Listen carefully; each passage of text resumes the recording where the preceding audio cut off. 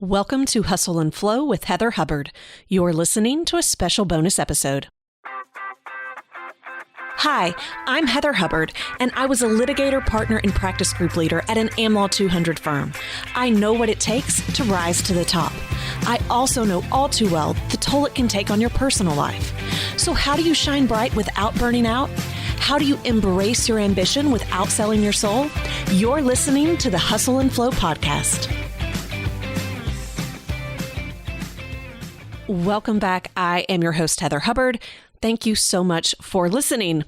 So I am still on a bit of a podcast sabbatical, and I have to say it has been so good for me. I was really tapped out on being creative and being playful and having fun.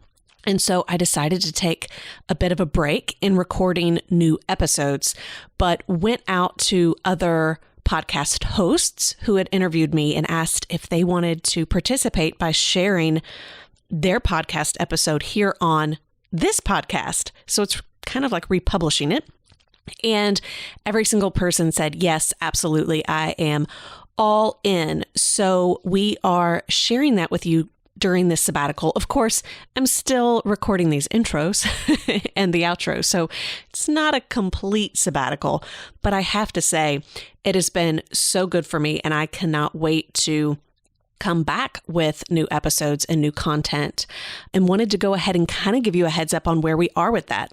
So I just got back from vacation. I went to Bermuda. It was so great to get away, completely unplugged, did not have my cell phone on. So no email, no text messages, no Facebook, no social media, nothing.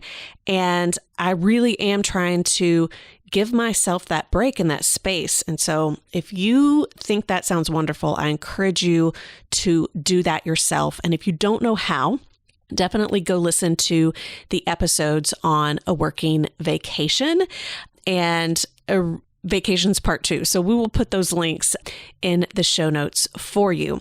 As a heads up, what's going to be coming up soon is today I am sharing with you the interview with Kara Loewentheil. I'll share a little bit more about that in a minute. Next week, we have an interview with Nicole Aboud coming up. Then we're going to take a break. We're going back to our summer series, our summer break. We did this last summer. I loved it. And now that I'm in this sabbatical recharging mode, I'm really excited about doing it again. So there will be no podcast episode the week of Memorial Day, but I will then be coming back to you with a brand new episode on Tuesday, June 4th. So excited to bring you that then. If you have recommendations, if you have requests for podcast content, please reach out and let us know. You can always leave a comment on our blog. Just go to hustleandflowpodcast.com, or you can always reach out. So you can just email us at support@heatherjoyhubbard.com. Again, link will be in the show notes for that. One more quick announcement or update before we get to this episode, and that is that the masterminds for this summer are gearing up, and we've already sent invites out to those on the interest list. So if you filled out an interest form and you're like, I don't think I got an email, then definitely go check your email. The only way you would not have received it is if you are in-house or a government attorney. We are still working on masterminds for you, and they are in the works. We're really excited about that, but it won't be until 2020, probably, unless something crazy happens. But everyone else, you would have received an invite to join us for some of the masterminds that are coming up. Super, super excited about rolling those out. If you have not yet filled out an interest form, you definitely have not received that information. If you are interested, and by the way, the focus is on business development, just as a heads up, and we have 2 different opportunities for you, regardless of your gender, regardless of your practice area, how long you have been out, because of the way we're putting it together. But if you want the details on that, you do need to submit an interest form, and we will then reach out to you. So if you want to fill that out, if you want to learn more about the masterminds for this summer, by the way, enrollment closes May 31. So if you have any interest, you've got to get that interest form in before then. Otherwise, you will miss that cutoff. The interest form is available. Scroll down to the very end of the page on legalmasterminds.com. Again, we will put that link in the show notes as well as in the iTunes description for you. As a reminder, you can always find the show notes at hustleandflowpodcast.com. Okay, let's get to the bonus episode today. As I said, this is with Kara Loewentheil. And technically, when we did this interview, it was on the Lawyer Stress Solution. That was the name of her old podcast, the Lawyer Stress Solution. And very shortly after she recorded and published my interview where she interviewed me. And by the way, I don't know this 100%, but I believe I may be the one and only person she has ever interviewed on her podcast. So makes me feel very special. Hopefully my interview did not prevent her from doing others, but she had the Lawyer Stress Solution. We did episode 19 about flow. And shortly after that, she totally changed her company, her focus, her model, and even the podcast name. Okay, Kara is amazing. If you aren't familiar with her, she was the first person I interviewed on my podcast. So we both had a lot of fun with that. She is super, super smart. Went to Harvard and Yale for undergrad and law school, did some amazing work as a lawyer, and then decided to become a life coach and really is dedicated to thought work. And she was initially working just with lawyers, and now she really works with women in general.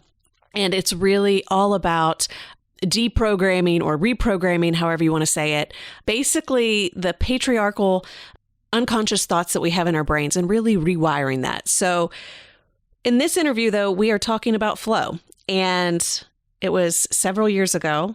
Super excited to bring it to you today. I hope you enjoy. Hey, hello, my little lawyers. This week, I have a special treat for you. You listen to me talk all the time, but today I want to introduce you to my friend, Heather Hubbard, who is a former lawyer and a badass lawyer coach and just a general rock star. And I've asked her to come here today to talk to us a little bit about her approach to law and coaching and her practice and what she learned over her legal career and how she implements that in her coaching. So she and I have different perspectives, but they're really complementary. And so I think you all are going to learn a lot about how to approach this work from a different angle today. So thanks for being with us, Heather. It's great to have you. Thanks, Kara. I'm happy to be on your show. That feels so official, like my show. It's like Johnny Carson. So can you tell us a little bit about who you are and what you do now? Like, who do you work with and what's your approach? Yeah, so I was an IP litigator for over a decade. I was a partner at an AmLaw 200 firm here in Nashville and a practice group leader of the litigation group. And I left in October of 2014 to start my own coaching and consulting company. And, you know, I use the word coaching, but I have to admit, I always disclose, I don't actually have a certification in coaching. I'm more of a strategist, but a lot of people don't know what that is. So I use the word coach, but I think for me, the difference is that I definitely give you my unfiltered advice, which I don't think is always appropriate in the coaching world. You can speak to that better. But I mostly work with female partners. That's certainly not the only person I work with, but a lot of it's just about helping them, one, achieve even more success. A lot of times you get to that certain point and you really start feeling that glass ceiling. And then the other part of it is you start to feel really frustrated and things can feel, you know, it's just not what you thought it would be. And so it becomes, how do you have a career that is thriving, both, you know, from a financial perspective, a career perspective, but also something that's really deeply satisfying. And so that's my approach. My goal, my mission is to help as many women as possible be as successful as possible in the legal industry, whatever that means to them. I love it. And I love that you give the disclaimer about not being a coach, because as a lawyer myself, I'm familiar with how often we want to like be very specific. Today, I was coaching a client of mine who's a lawyer and wants to transition into another business, sort of like as a style coach. And she was like, do I keep coaching payments in escrow? And I was like, no, you don't have to do that. It's so hard to shake that, right? I know, for sure. I mean, like whenever I tell people what I do and I say, well, what I do has some similarities to cognitive behavioral therapy or dialectical behavioral therapy. And I'm always like, but I am not a therapist. I'm not therapy, just conceptual similarities. Yeah. That lawyer brain stays with you. Absolutely. So I know that one of the ways that you teach is on your awesome podcast, Hustle and Flow, which is such a great name. And I'm sort of curious if you could tell us a little bit about like, what does that phrase mean to you? Like, what is your philosophy about lawyer life and how do you bring hustle and flow into what you teach? Yeah. So, I have been a hustler since I was a little girl, and I'm proud of that. I'm not even embarrassed about it. I love the hustle. I love achieving. That was just always my second nature. And honestly, flow was a foreign concept to me. I did not understand that. I did not want that. But I got to the point in my life where I just had one personal crisis after another. And this is going to sound really random, but it would be a really long story otherwise. But so I'm on this like journey. I end up in Tanzania during the Great Migration. And I just see all of these animals that are moving together. Like there are millions of them. And I'm just like, I'm taking it in and I'm like, wait a minute. They're like, no one had a meeting to say, okay, we're going to migrate today. And no one, you know what I mean? Like there was a flow of life that I realized I was missing because I had just gotten so narrow-minded and focused on my own little world that I forgot that there is balance outside of that.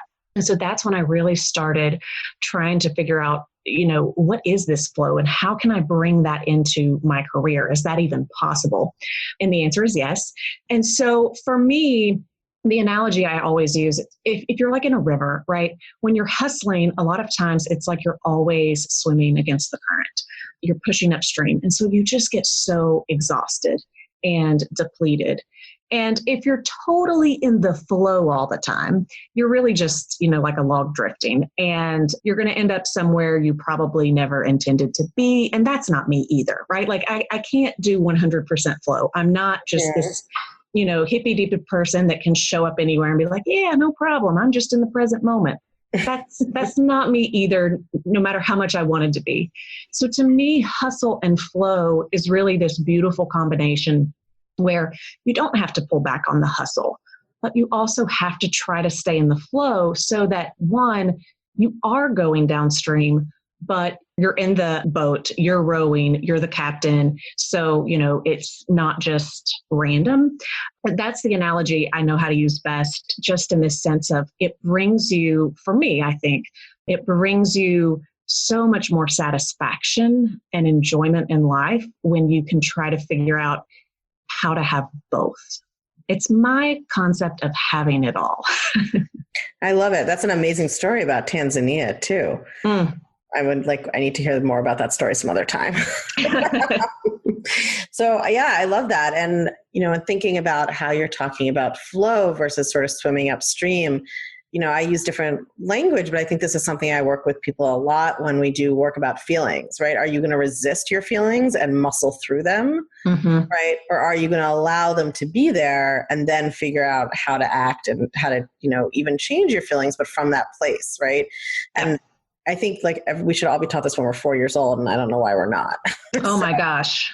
Right? Amen. Everybody is so used to white knuckling through. Right? My clients are always being like, of course I feel my anxiety. I feel it all the time. It's terrible. Right? I'm like, right. Because you're trying to push through it. You're trying to grit your teeth and just hustle through your anxiety, as you would put it. Right. And how can you learn to be a little bit more in that present moment of okay, this is here, this feeling is here. Right. I can let that flow through me. And if I don't resist it, it's actually much easier to change it and take action. So, yes. Yeah, I love that. Since I have you here, I thought maybe I could get a little free coaching. That's the whole point. So am an entrepreneur as you are. And so there's a lot of hustle, right? Oh, yeah. Yeah. And I do my own version of the flow work on feelings and stuff, but I would be really interested, whether you just want to give a few tips or if there's a way to sort of actually coach in the moment. But do you have recommendations for how I can kind of work more flow into my life? Because it feels like just this never ending to-do list, which is fine. I don't expect to ever get to the bottom of it, but it does feel like I'm constantly hustling. And like, if I finish that thing, okay, what's the next thing? And what's the next thing? And what's the next thing? Yeah. I mean, so that's the thing. And by the way, I will say I am a workaholic, and I don't know that I'll ever not be, partly because I don't care, right? Like, you have to want to change. Right. And so I think there's beauty in the hustle, but we do have to take care of ourselves if we want to sustain the hustle. So I think, you probably, my guess is, have pretty good flow, but everyone's going to be a bit different. The thing that I think is most helpful is meditation. A lot of people resist against that. And a lot of people say, I've tried it and it just doesn't work. And if that's the case, no problem. You don't have to do that. But I do think that meditation and the research behind it, it shows that it just creates this space and allows us to really calm down in a way that I personally can't experience anywhere else. But I would say if you've not tried meditation, I would give it a go. There's a ton of different types out there. So even if you've tried one or two ways, if you're just trying to shut off your mind, that's the hardest way to meditate. I would encourage you to do some kind of visualization or guided meditation. I love there is a podcast called Mini Meditations. They're like little bitty, 6 to 10 minute meditations. And she's got this great voice. So I always recommend that you give that a try. But other than that, I often encourage people to come up with, if you can't create space that way, to come up with a happiness and meaning list. And a lot of attorneys don't even know what makes them happy or offers them meaning, because my experience is that we go to law school with all of these hopes and dreams and activities and, life outside of law.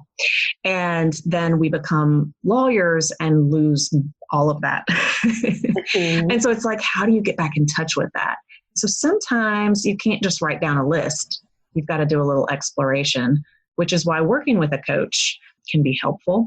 But that's, I think, what I would encourage you to do. If you don't meditate already, give it a shot. And if you do that or don't, go ahead and try to come up with a happiness and meaning list. And what I mean by that is, what sustains you? What fills you up, right? It's putting on that oxygen mask. So one thing that I found was that nature really helps me get back to where I need to be. It brings me perspective. But my natural tendency is to say, okay, I'll do that once all of my work gets done. Mm-hmm. And it won't ever happen. So if you come up with a happiness and meaning list, and I always tell people to test it out, right? You put it on your desk, somewhere where you can see it all the time. And you create time, whether you put it on your schedule or you do it first thing in the morning, and you make sure you're doing at least one of those every single day.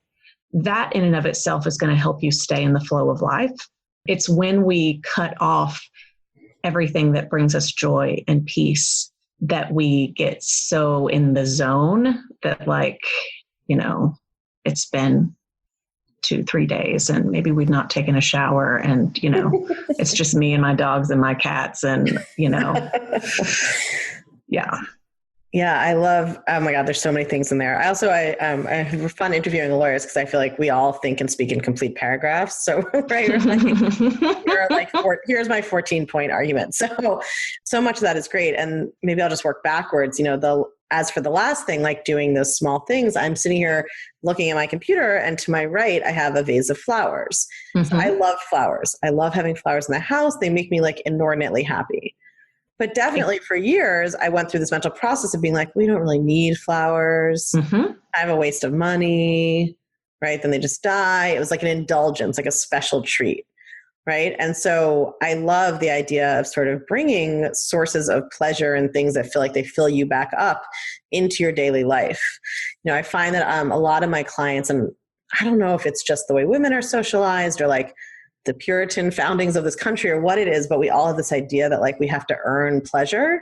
Mm-hmm. Right. So it's like, I got to like hustle for a while until I feel perfect and then I can enjoy something. Right. Right. And it's like so counterproductive. So I love what you also just said about sustaining the hustle. Like to me, I think it's almost a relief to think like, okay, yeah, being an entrepreneur is just, there's gonna be a lot of hustle, right? Because especially in the coaching and self-help space, there's a lot of people who sort of talk about it as though you can, like you said, exist in flow 100% of the time. And yeah, like, I don't know those people. Yeah, maybe and that's great, but like those people didn't go to law school for a reason, right? So that is not my experience, but I can. My lawyer brain can comprehend the idea that like, and I always teach. Of course, I teach my clients the stuff I need to learn too, right? No one can hustle 100% of the time, right? It's something I try to teach a lot. That like, no one can be at 100% of the time, but we think that's where we should be. Oh, absolutely. And we assume that that's what other people are doing. Right. All my clients, I'm like, it can't be true that everyone else is working harder than you because all of you say that to me. And if you look around, if you're in a company or you're in a firm and you're like, everybody's working so hard, if you just ask yourself, but do they look happy? Right. Because they're probably, there's a lot of dysfunctional firms out there where people are allowed to behave very badly that would not be acceptable anywhere else, which is always a bit ironic to me that it seems to be the labor and employment groups that are always the worst. but there comes a point where you have to look around and say, why are they so unhappy all the time? Why do they have a chip on their shoulder? Why are they angry all the time? Why are they really short with people? And so, yeah, maybe others are working a lot, but is that really the life that you want to lead? Is that the example you want to follow? And I get you probably want their title, you want their comp, but my message is you can have that stuff without sacrificing your soul. And as long as we follow that, what I call the masculine model, you're going to keep selling your soul. And I don't think we have to do that. I don't think you have to make that sacrifice. I think there are much better ways to approach it. And I love all of the mindset work that you do and talk about, because so much of it is just we get in this world where we think that's all that's possible. And anything outside of that is selfish. And it's like, no, actually, that's just not even true. That's just a story that you're telling yourself. And you picked it up from law school and law firms in the industry, but you don't have to keep repeating it. And that's the beauty, right? Like you don't have to keep repeating it. You can totally change that. Yeah. And I also, part of what's going on is like, when you drive yourself without a break, you become much less efficient. So when you look around and you're like, oh, that person in the office over there is here 18 hours a day. Well, like maybe they're there 18 hours a day doing 13 hours of work because they have been driving themselves in this relentless way and they're actually not as efficient as they could be. So it's also like people assume that they're the only ones who end up spending time on Facebook or like aren't focused, when in fact everyone's doing that. Right. I was coaching somebody about this yesterday, like how to change her thoughts so that she could actually take time off. Because the other thing a lot of us do is when we take time off, we spend the whole time thinking about working and how we should be working. Right. Like, the body-mind connection is so wild, right? There are those studies about how if you have somebody imagine doing an exercise, the neurons in their brain that correspond to that physical part of the body will fire. And they will actually develop some strength just from thinking about it. And the same is true in reverse, right? If you spend all your time thinking about how you should be working, you don't feel refreshed. You actually feel like you did a bunch of work. Exactly. I just went on vacation and totally unplugged. I pulled my apps off of my phone. I did not have email or anything else. But for the vast majority of my legal life, I would have told you that was not possible. And I ruined a lot of relationships along the way, including with myself. And again, it just goes back to it is possible. You just got to get a little uncomfortable. But once you get on the other side, you're like, oh, wow, why did I ever like allow these stories to basically be my reality? Yeah, totally. And I love your meditation suggestion too. One of the interesting things I've experienced is that I tried to meditate for a long time, and not only was my lawyer brain just had a lot to say, but also, of course, I was kind of using it against myself. It became like one more thing I should be doing. So I could be better, in that generalized, I always need to be better sense.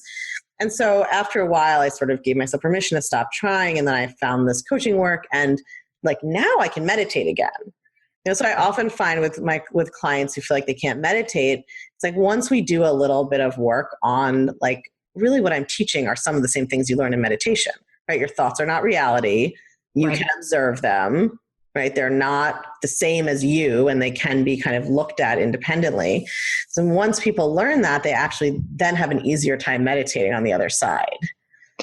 Yeah, I agree. I think so many people, myself included, that initially have problems meditating. It's what we're not grasping is the non-judgment. Mm-hmm. We don't know how to not be judgmental of ourselves for having, that crazy monkey mind. Totally. And yeah. So that's great that you're helping people do that.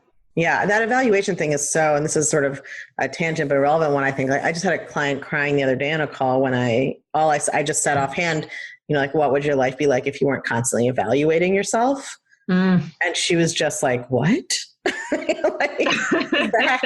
Are you saying that that's a thing a person could do? They could live their life without constantly evaluating whether they were good enough, Yeah. what in any given moment, were they being good or bad? And I was like, yeah, like that's a possibility.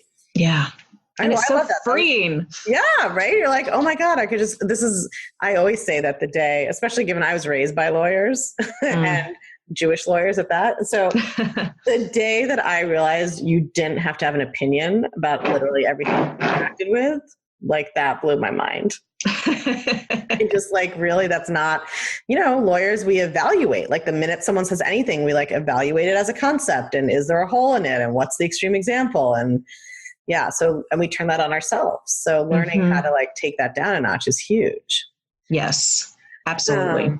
So I know you mentioned you mostly work with partners, but of course you were an associate once who made it to partner. So I'm curious if you have any advice for my listeners about, it's obviously a huge question, but like, are there skills or tools they should be practicing now, or where should they be looking to grow? Like, how can they get to partner without killing themselves hustling on the way?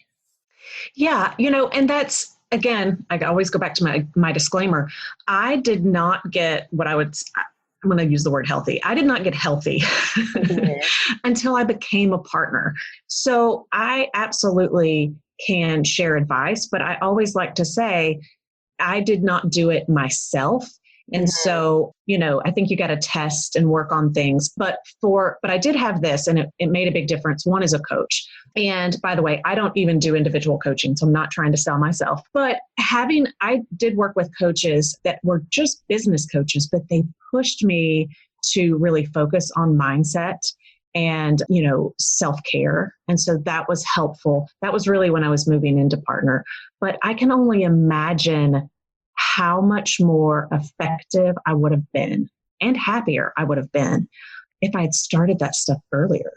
So much of becoming partner, right, is about doing not just good work, but pleasing partners, which unfortunately leads to a lot of associates feeling like they have to be on call 24/7 and they simply cannot say no to anyone. In that regard, I highly encourage you to find partners that do respect your time and that have a life outside of the office. That's not always possible, but I think it's worth trying to get away from the partners that are workaholics and don't appreciate you, because there are plenty of good ones out there. And I feel like a lot of times associates just don't feel empowered to try to seek those partners out. And so I'm just giving you permission. If you feel like you need permission, you have it. Try to get away from the ones that are not going to appreciate your time, and find the ones that do. Because if you find them, one, they're going to be able to show you how to, incorporate, I know we use the word boundaries a bit differently, but to incorporate boundaries that you can use while still keeping clients like really happy and other partners really happy. I just think so much of it is just getting aligned with the right teams. And it's part of why I encourage associates, like if they're in a bad firm or they're working with the wrong partners, like you need to find a better fit now, because it can really set you up for failure. You may make partner, you may make a lot of money, but the failure part is that personal piece, right?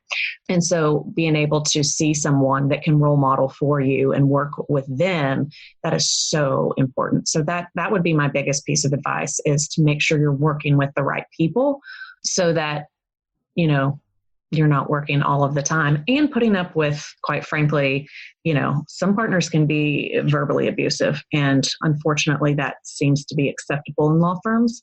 And so you got to take care of yourself and get away from that.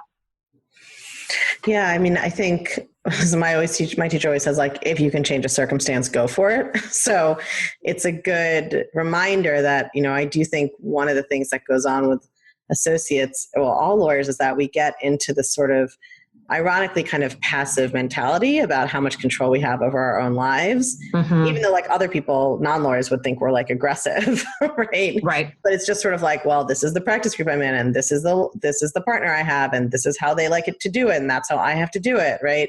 Yeah. And we can get kind of stuck in that cycle when in fact, yes, maybe there's a way to change partners. There's also a way to deal with your own anxiety about the partner, right? And there's a way to figure out what is your long-term career plan. Like if you don't want to make partner and you want to get out of the firm anyway, does it make sense to make yourself insane staying up 24 hours a day to keep this person happy all the time, right? Right. Like there comes this element of people pleasing comes up that doesn't even strategically matter in your career plan. But then you're just like locked into that. And just learning to, at least what I see in my clients is one of the big things is sort of, what the right word for this is, but it's just kind of like assuming that number one, what the other person wants you have to do. And number two, that like there are going to be extreme negative consequences for you if someone else is displeased. Yeah. And that's that you displease yourself. It's like somebody's going to be displeased in this situation. And I think as lawyers, because we are trained and taught to always be looking for the worst case scenario, we start to assume that everything will be the worst case scenario. And that is rarely the case. Rarely is that the case. So that's mindset work is so important. And that's truly what I wish I had had more than anything was people to point out to me that so much of what was going on was completely made up. Now, granted, it was completely being reinforced by, my colleagues in the industry. But yeah, the lawyer brain can be damaging. Yeah, totally. I call that catastrophizing, and it's so extreme. It's like, especially in law firms where like almost nobody gets fired overnight. I know. Right? It's like, compared to a lot of industries, it's like a long, slow burn, right? Yeah. Like, you've got a while, and then there's reviews. And then if they tell you that you need to take time to find something else, it's like we're talking months, if not years. But everybody's brain is like, if you don't answer this email at 3 a.m., you'll be fired tomorrow and live under the bridge. And the funny thing is, the people that there are some really successful people in law firms that don't ever do any of the firm activities, right? Like people don't like them necessarily, right? Because they're not following suit, but they still do extremely well. And that's what I always say. What do you want more? You say you want that success, but what I really think you're wanting is approval. And what do you get at the end of the day for approval? Just more stress and anxiety. Yeah. I mean, this is what it all goes back to. If you don't approve of yourself, then it won't ever be enough. Yeah. Totally. Okay. So I think that's really helpful for the folks who do want to stay and make partner. And I definitely have lots of folks like that. And I feel like I should say, like, I didn't put Heather on the show to tell you all that you need to hire a coach. She doesn't work one-on-one, but I still do. So you all know you can always hit me up for a consultation call. So I get definitely lots of people who want to stay. They want to make it a success. And then I also often talk to people who are not sure that they made the right decision about law school and being a lawyer. Right? And they're not sure if it's really the career for them. And I know that you have an offering that's potentially helpful with that kind of thing. So I just love if you would tell my listeners a little bit about that in case it would be a good fit for them. Yeah. So, when people think about, there's so many people that are like, I should have never become a lawyer in the first place. So I do lead retreats for partners, and people will show up and say, I'm thinking I want to leave my firm completely. And when we get through all of the work, they're like, actually, I was wrong. I love my job. And it's just there's certain aspects I don't like, and I didn't realize that maybe I could just try to change them. And so I love it when people realize that they love being lawyers and had no idea. So I have a course called Career Clarity, and I did the first beta round in July, and I'm about to start the second round in September. So when I was doing individual coaching, I got a lot of people coming to me, one, trying to figure out whether or not they should stay or go.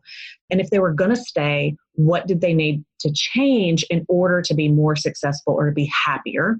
And then for those that were definitely wanting to exit out, they were trying to figure out, well, what was next for them? And That's really where the strategy piece comes in. And that's kind of my, I don't know if you use this term, but it's kind of like the zone of genius piece. It's that vision and high level strategy. And so I worked with them for years doing that. And I thought, I think I can systematize this. So in July, we did the first beta group. It went really, really well. We did it for 4 weeks.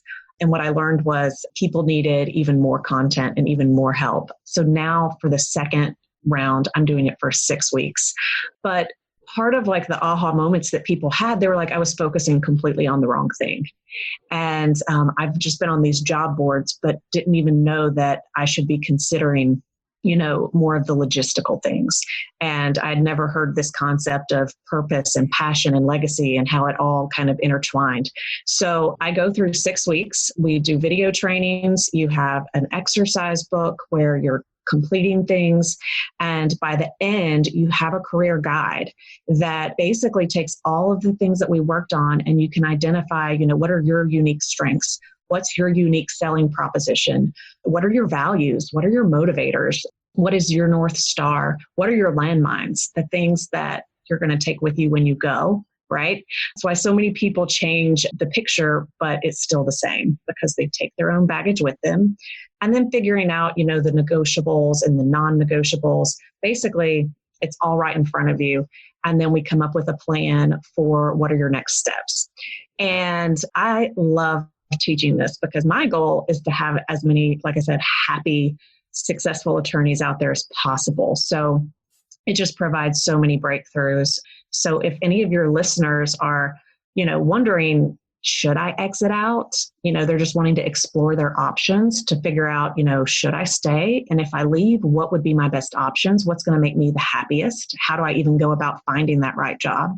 I would love to have them in the course if they're interested. It is limited to 35 people, and it is open for enrollment from September 5th until the 19th. And we get started on the 21st, but they can find out all of the information at legalcareerclarity.com. Awesome. All right. I love it, especially because I tend to mostly work with people who know they want to be a lawyer at least for the next few years and really want to figure out how to rock it out and feel good about their jobs now. So I love having some place to send people who are more like, I don't even know if I should be a lawyer. Maybe I should stop, but what would I do? Right. That kind of like, how do I get out kind of question. Awesome. Yeah. All right. So check out Heather's offering for sure. Any of you who are thinking you need to leave. And I know you've heard one of the reasons I feel comfortable recommending this is that Heather does work on the mindset because, as she said, and as I always teach people who come to me for career clarity stuff, like we have to clear up your mindset first because you just take your brain wherever you go. Right. Mm-hmm. So many lawyers think like, oh, if I just quit being a lawyer, that would solve all my problems. And it's like, no, your brain's going with you. So you got to learn the mindset stuff, even if you're going to leave. Absolutely. And week 1, we actually do some mindset work just to prepare for the course because, totally. Right? It's because we all have issues with like, have you completed a course before? Or, do you say you're going to do it, but not actually do it? And you've got to get right on your mindset to begin with to make sure that you don't let those stories get in your way and stop you from achieving the success that you want to have. So we are 100% on the same page when it comes to that. Yeah. And that's such a perfect example of lawyer brain. It's like, we got to coach about the coaching first before we can get to the coaching. Yes. Totally. All right. Well, it has been a pleasure talking to you, Heather. Kara, this has been so much fun. Yeah. And thanks for sharing your zone of genius with my people. Awesome. Thanks for having me on. All right. I'll talk to y'all next week. Okay, that's it for today's episode. I hope you enjoyed that special bonus interview. We will be back next week with another bonus interview, then a break for Memorial Day, and I will be back with a brand new episode for you the first week of June. Have a great week. I am super excited to announce that the Life and Law Planner is officially here. It is more than just a calendar, it is a full planning system. If you want to take back your days, your weeks, your months, and your year, order your planner now. It will completely change your life and help you accomplish your biggest goals. There's only a limited quantity available, so go to lifeandlawplanner.com and order yours today.